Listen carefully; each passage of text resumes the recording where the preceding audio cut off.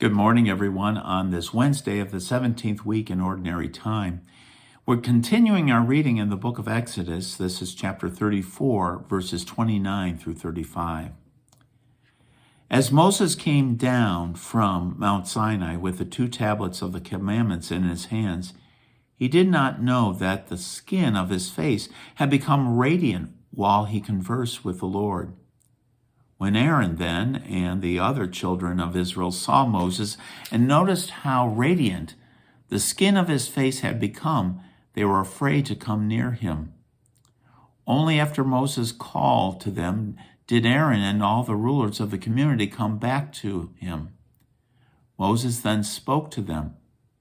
Later on, all the children of Israel came up to him, and he enjoined on them all that the Lord had told him on Mount Sinai. When he finished speaking with them, he put a veil over his face. Whenever Moses entered the presence of the Lord to converse with him, he removed the veil until he came out again. On coming out, he would tell the children of Israel all that he had been commanded. Then the children of Israel would see that the skin of Moses' face was radiant. So he would again put the veil over his face until he went in to converse with the Lord. The word of the Lord. Thanks be to God. Well, this is an interesting experience that Moses has. I don't recall if this was the first time that this happened. He went up there the first time, and if we recall, he came down from the mountain, and they had made a golden calf. But this time, there is this manifestation of the presence of God, that he had been in the presence of God with this radiance, that almost like the afterglow of being in the presence of the Lord. Now, Apostle Paul will pick this up in his writings, and I thought it would be interesting to see from his writings. This is found in 2 Corinthians, and this is chapter 3, and there are some verses starting in 7, and then I'll go into verses 12 through the end of the chapter.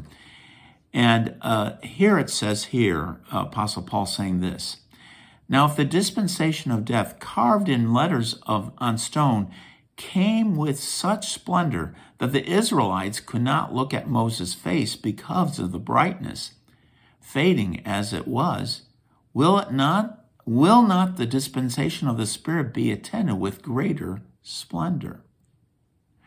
For if there was splendor in the dispensation of condemnation, the dispensation of righteousness must far exceed in its splendor." Well, that's an interesting concept that Apostle Paul is putting.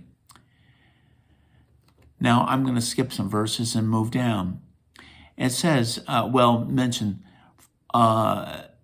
indeed, in this case, what once was splendor has come to have no splendor at all because of the splendor that surpasses it. Obviously speaking of the splendor of Christ. Yes, to this day, when Moses is read, a veil lies over their minds. But when a man turns to the Lord, the veil is removed. Now the Lord is a spirit, and where the Spirit of the Lord is, there is freedom.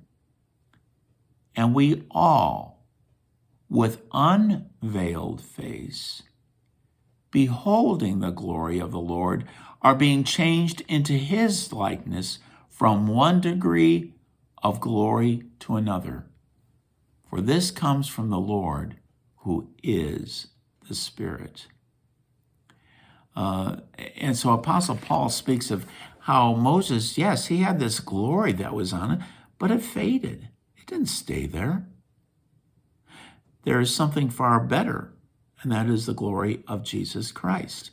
And we, beholding this, are receiving this glory as glory on glory, constantly moving more and more.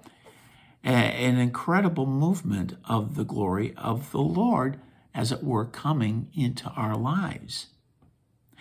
It's worth pondering these thoughts. What was the former and what is the greater in Jesus Christ? Hopefully we get to see each other soon. Bye for now.